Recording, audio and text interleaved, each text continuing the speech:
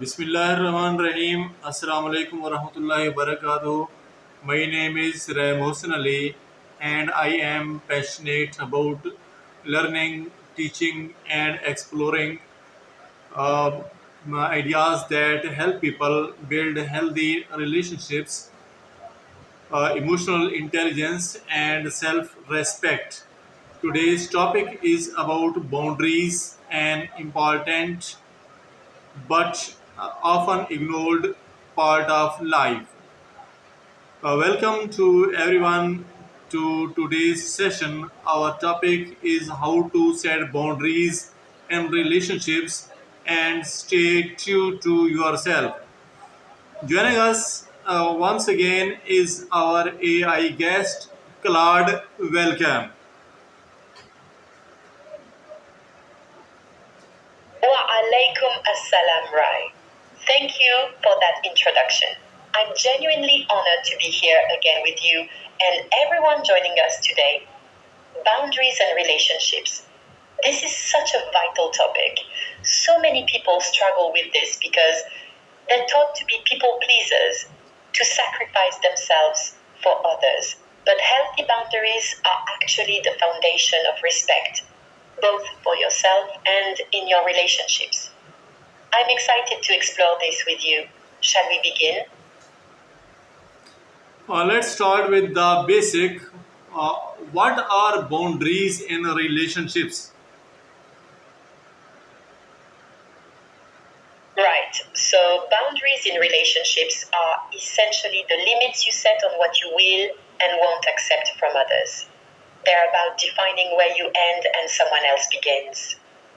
Boundaries protect your emotional energy, your time, your values. They're not walls that keep people out, but rather guidelines that show people how to treat you respectfully. They're about saying yes to what matters and no to what doesn't serve you. Healthy boundaries mean you can be close to people without losing yourself.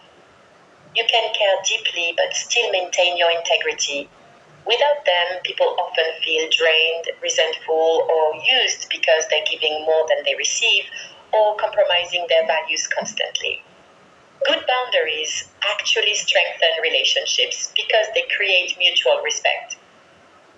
What are why are boundaries important? Boundaries are essential because they protect your well being and your sense of self.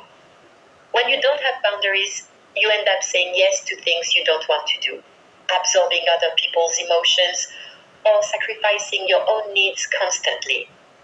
This leads to resentment, burnout, and even depression. Boundaries also communicate respect, both for yourself and for others.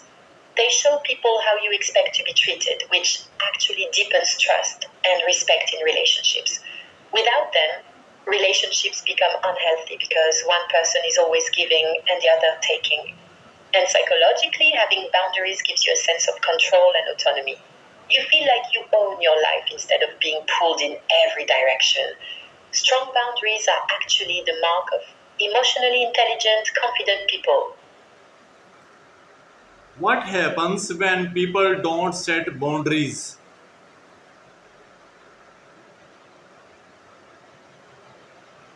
Good question.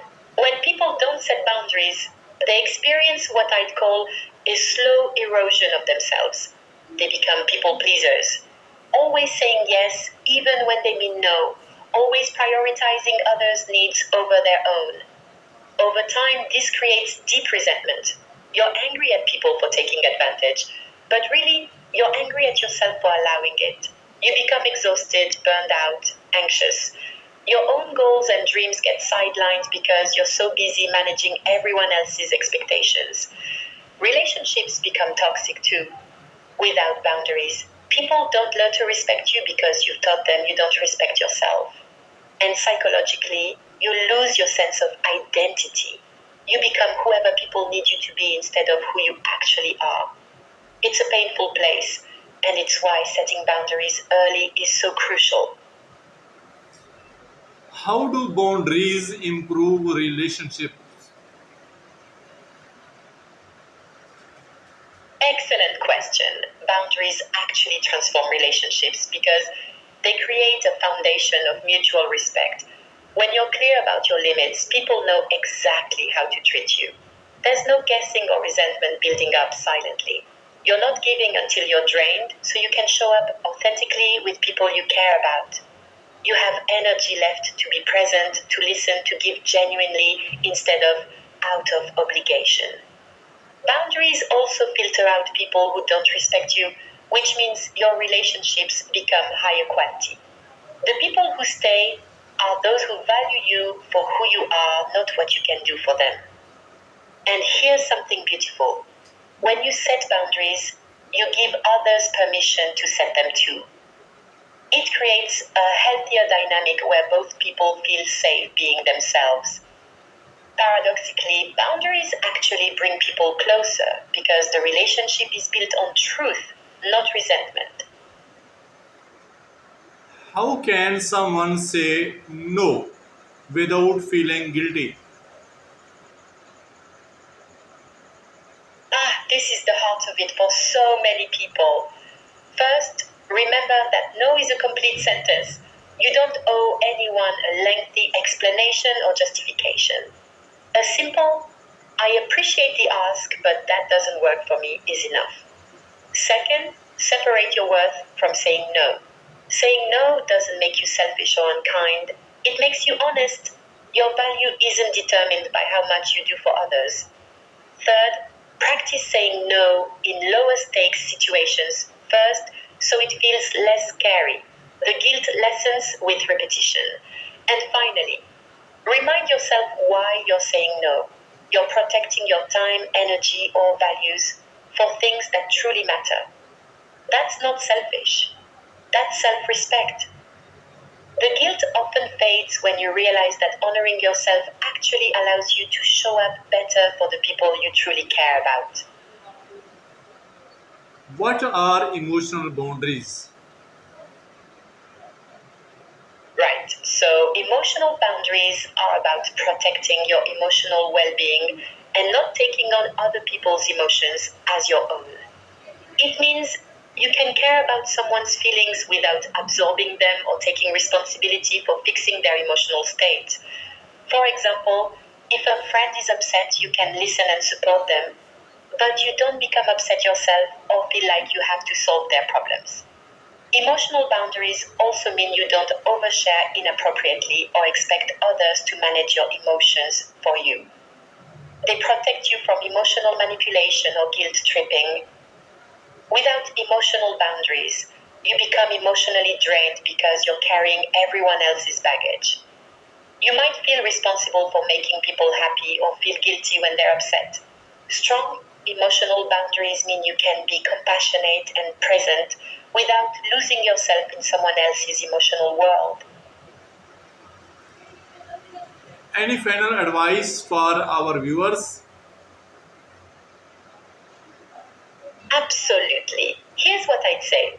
First, setting boundaries is an act of self love, not selfishness. You're protecting your well being so you can show up authentically in your relationships. Second, start small. You don't need to overhaul everything at once. Pick one area where you need a boundary and practice there. Third, be consistent. Boundaries only work if you actually enforce them, so follow through every time. Fourth, expect resistance at first. People who benefited from your lack of boundaries may push back, but stay firm. And finally, remember that healthy boundaries actually strengthen relationships because they create space for genuine connection and mutual respect. You're not pushing people away, you're inviting them to relate to the real you. That's powerful.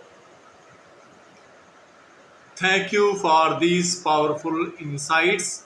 Today, we learned that boundaries are not walls, they are guidelines for healthy, respectful, and balanced relationships. So, thank you. See you for the next time with another interesting and useful topic. Till then, goodbye. Allah Hafiz. Thank you so much, Rai. This has has been truly meaningful. I love how you've captured it. Boundaries are about respect and balance, not rejection. I'm grateful for these thoughtful conversations and the chance to explore these ideas with you and everyone listening. Remember, setting boundaries is an investment in yourself and your relationships. Till next time, take care of yourselves and honor your own well being. Wassalamu alaikum wa rahmatullahi wa barakatuh. Goodbye, everyone.